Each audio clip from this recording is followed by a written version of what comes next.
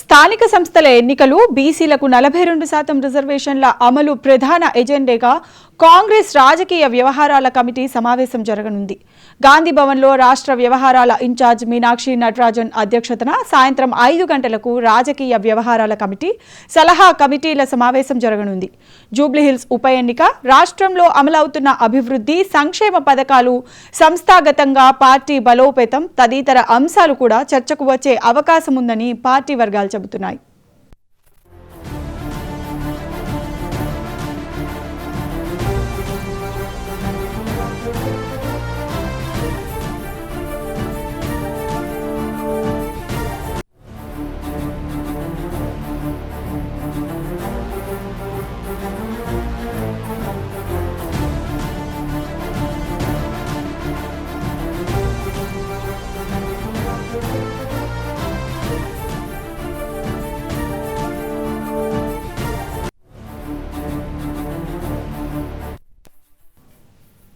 స్థానిక సంస్థల ఎన్నికలు బీసీలకు 42% రిజర్వేషన్ల అమలు ప్రధాన ఎజెండాగా కాంగ్రెస్ రాజకీయ వ్యవహారాల కమిటీ సమావేశం జరగనుంది. ఇక ఇదే అంశానికి సంబంధించి మా కరెస్పాండెంట్ హరికృష్ణ మరింత సమాచారాన్ని అందిస్తారు. హరికృష్ణ, ఈ రోజు గాంధీ భవన్ లో మహేష్ కుమార్ గౌడ్ అధ్యక్షతన కాంగ్రెస్ పార్టీ పిఎస్సి సమావేశం జరగనుంది. దీనికి ముఖ్యమంత్రి రేవంత్ రెడ్డి, అదేవిధంగా రాష్ట్ర incharge Congress party incharge Meenakshi Natarajan, అదేవిధంగా మంత్రులు, సభ్యులు హాజరు కానున్నారు. ప్రధానంగా స్థానిక సంస్థల ఎన్నికలకు సంబంధించి ప్రధానంగా చర్చ జరగనుంది.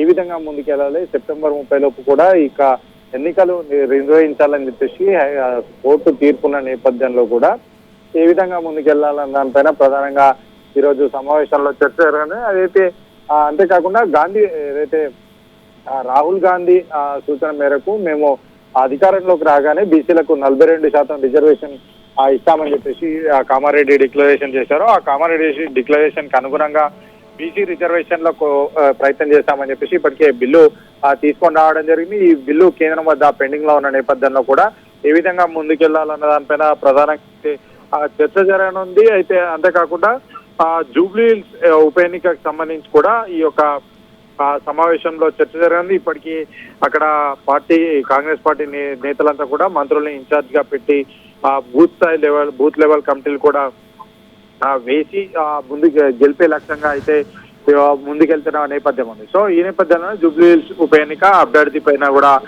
చర్చ జరుగుతుంది. అంతేకాకుండా ఏఐసిసి పిలుపు మేరకు ఓట్ చోరీ గద్దె చోడు ఉద్యమాన్ని రాష్ట్రంలో విస్తృతంగా తీసుకెళ్లాలన్న దానిపైన ప్రధానంగా అయితే ఈ రోజు సమావేశంలో చర్చ జరగనుంది. అంతేకాకుండా ఈ ప్రజాపాలనలో తీసుకొచ్చిన ఏదైతే కాంగ్రెస్ ప్రభుత్వం అధికారంలోకి వచ్చిన ఆ తర్వాత ఏదైతే సంక్షేమ పథకాలు తీసుకొచ్చారో ఆ సంక్షేమ పథకాలన్నీ కూడా ప్రజలకు రీచ్ అవుతున్నాయి అన్న దానిపైన పెద్ద ఎత్తున ప్రచారం చేయాలని చెప్పేసి కూడా ఈ రోజు ఈ యొక్క సమావేశంలో అయితే చర్చ జరుగుతుంది. అయితే అంతేకాకుండా పార్టీ సంస్థాగత నిర్మాణం, గ్రామ, మండల, జిల్లా కమిటీల నిర్మాణం, పెండింగ్ లో ఉన్న కమిటీల పైన రాష్ట్ర స్థాయి ఇప్పటికే అటు రాష్ట్ర కార్యవర్గానికి సంబంధించి కొన్ని పోస్టులు పెండింగ్ లో ఉన్న నేపథ్యంలో కూడా ఆ వర్కింగ్ పోస్టులకు సంబంధించి ప్రచార కమిటీ చైర్మన్లకు సంబంధించిన దానిపైన ఈ రోజు ప్రధానంగా చర్చారు. ఏదైతే అంతేకాకుండా యూరియా కొరతకు సంబంధించి ప్రతిపక్షాలు ఏదైతే ప్రభుత్వం విమర్శలు చేస్తున్నారో విమర్శలను తిప్పుకొట్టేందుకు కూడా ప్రణాళికలు సిద్ధం చేసుకుని ముందుకెళ్లే విధంగా ఈ రోజు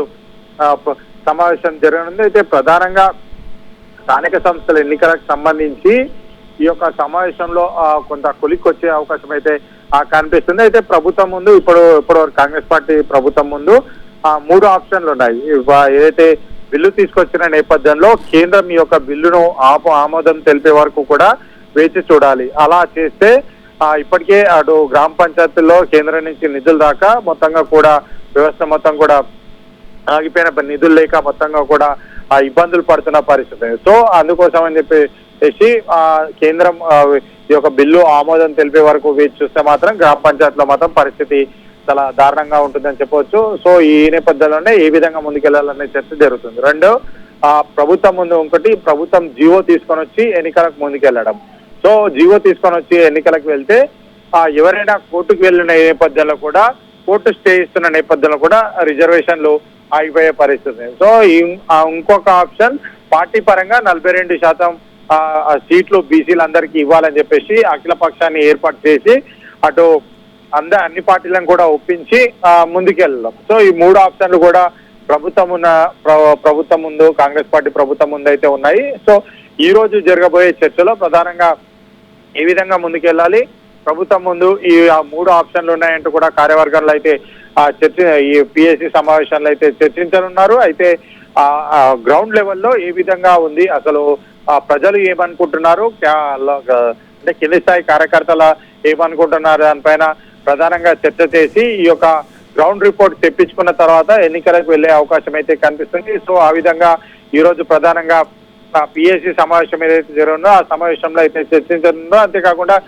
ప్రతిపక్షాలు చేస్తున్న ఏదైతే విమర్శలు ఏవైతే ఉన్నాయో ఆ విమర్శలన్నీ కూడా తిప్పికొట్టే విధంగా పెద్ద ఎత్తున సిద్ధం కావాలి. ఎట్టి పరిస్థితుల్లో స్థానిక సంస్థల ఎన్నికల్లో 42% రిజర్వేషన్ అమలై ముందుకెళ్తే మాత్రం ఖచ్చితంగా మెజార్టీ సీట్లు సాధించడమే లక్ష్యంగా ఈ యొక్క వెళ్ళాలని చెప్పేసి ఈ యొక్క ప్రధానంగా ఈ రోజు జరగబోయే పిఎస్సి సమావేశంలో అయితే చర్చ జరిగింది. అయితే ఈ నేపథ్యంలో స్థానిక సంస్థల పైన కొంత క్లారిటీ వచ్చే అవకాశం అయితే కనిపిస్తున్నట్టుగా అయితే సమాచారం అందుతుంది బయట. Right, thank you Harikrishna.